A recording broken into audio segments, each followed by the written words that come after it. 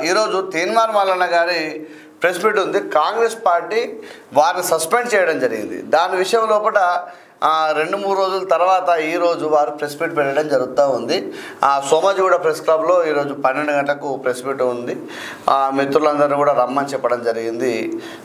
వీలైతే మేము కూడా పోవడం కూడా జరుగుతూ ఉంటుంది. అయితే దానిలో ఇంకొక విషయం తీసుకున్నట్టయితే అసలు తీన్మార్ మల్లన్న గారు సస్పెండ్ కావడానికి కారణం ఎవరు?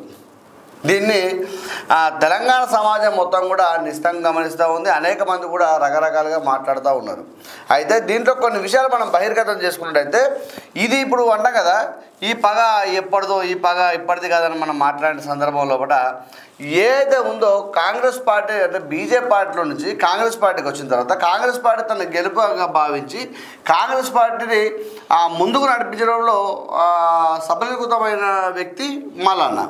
అయితే సఫలీకృతమైన తర్వాత ఇక్కడ ఏమైందా అంటే ఆయనకు కూడా కొన్ని కోరికలు ఉంటాయి. ఖచ్చితంగా ప్రతి మనిషి కోరికలు ఉన్నట్టుగా ఆయనకు కూడా కొన్ని కోరికలు ఇక్కడ పుట్టడం జరిగింది. ఆ కోరికల స్వభావం ఏంటి ఎలాంటిదంటే నార్మల్గా ఇక ఎమ్మెల్సీ ఎన్నికల్లో అంతకుముందు కూడా అతను ఇండిపెండెంట్ పోటీ చేసినప్పుడు కాంగ్రెస్ పార్టీ గురించి వారు మాట్లాడడం జరిగింది. అప్పుడు ఉత్తమ్ కుమార్ రెడ్డి గారు అనుకుంటా అధ్యక్షుడిగా ఉండే. అప్పుడు మాట్లాడినప్పుడు ఏం జరిగింది అంటే అప్పుడు సపోర్ట్ చేయమని చెప్పడం జరిగింది. కాంగ్రెస్ పార్టీ అభ్యర్థిని పెట్టకండి, నాకు సపోర్ట్ చేయండి, నేను గెలుస్తానని చెప్పడం జరిగింది. అయితే అప్పుడు ఏం చేసినారంటే ఇటు కోదండరామ్ రెడ్డి గారిని కూడా అడిగినప్పుడు వారు కూడా నేను లేదు నీకు సపోర్ట్ చేయండి, నేను పోటీ చేస్తానని చెప్పడం జరిగింది. అప్పుడు కోదండరామ్ రెడ్డి గారు పోటీ చేయడం జరిగింది. అటు నుంచి పల్ల రాజేశ్వర్ ఆయన అక్కడ నుంచి పోటీ చేయడం జరిగింది. అయితే అప్పుడు మల్లన్న మీద ఆయన అవతల వ్యక్తి టీఆర్ఎస్ వ్యక్తి గెలవడం జరిగింది. ఇక్కడ మీరు గమనించండి మిత్రులారా.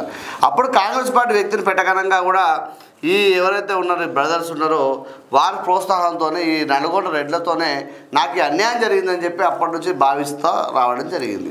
మధ్యలో వారితో మాట్లాడుతాడు, మధ్యలో వారి గురించి న్యూస్ చెప్పడం రకాలు చెప్పుకుంటూ రావడం జరిగింది. అయితే దీని తర్వాత కాంగ్రెస్ పార్టీ ఎమ్మెల్సీగా టికెట్ ఇచ్చిన తర్వాత కాంగ్రెస్ పార్టీ ఎమ్మెల్సీగా ఇతను పోటీ చేసినప్పుడు ఏమైతే ఉందో ఖమ్మంలో ఉన్న పొంగులేటి గారు అలాగే కొంతమంది రెడ్లు ఆర్థిక సహాయం చేస్తానని నిలబడితే మేము సపోర్ట్ కూడా చేస్తామని చెప్పడం జరిగింది. అయితే దీని విషయంలో కొంత ఇది వెనకాల జరిగే రహస్యం. ఇది ఓపెన్గా బహిరంగ వచ్చి నేను సహాయం చేస్తామని చెప్పారు కదా ఎవరు కూడా.